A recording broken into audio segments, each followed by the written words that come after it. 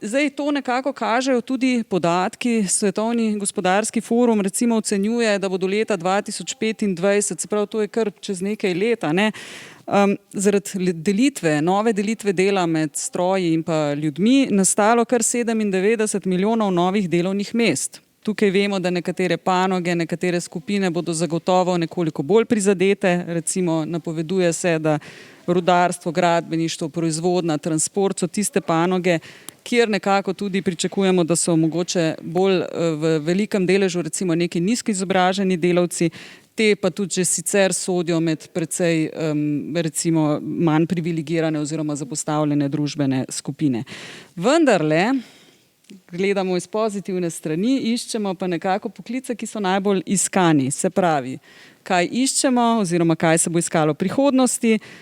Delavci usposobljeni za analizo in razumevanje podatkov, za delo z umetno inteligenco, strojnim učenjem, strokovnjaki za robotiko, razvoj programske opreme in aplikacij, strokovnjaki za digitalno preobrazbo, informacijsko varnost in pa internet stvari.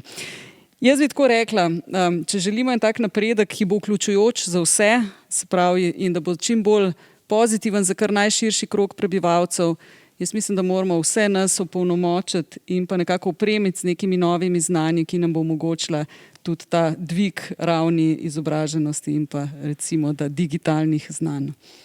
Kariera, ne, če zdaj zlorabim to besedo, se pravi prihodnost tvojih aktivnosti tega mladega človeka ni linearna. Ne. V enem trenutku bo gotovo, da ga nekaj drugega zanima, ne. Ali pa se bo svet okoli njega tako spremenil, se mogo nekaj novega naučiti, ne.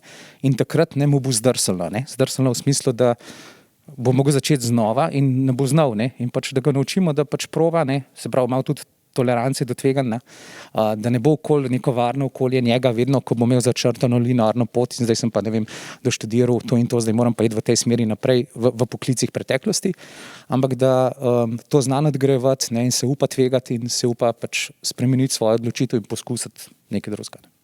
Želim povedati, da moramo pravzaprav kot stroka in kot družbeno odgovorni del sistema slediti napredkom v vseh pogledih.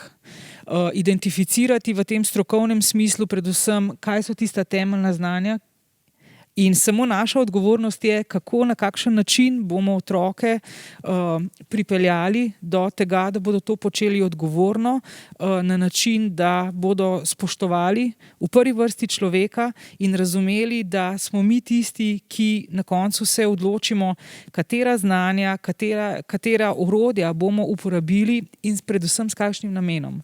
To je tisto, kar verjamem, da moramo zasledovati in da mora biti v takšen koncept usmerjen tudi izobraževalni sistem.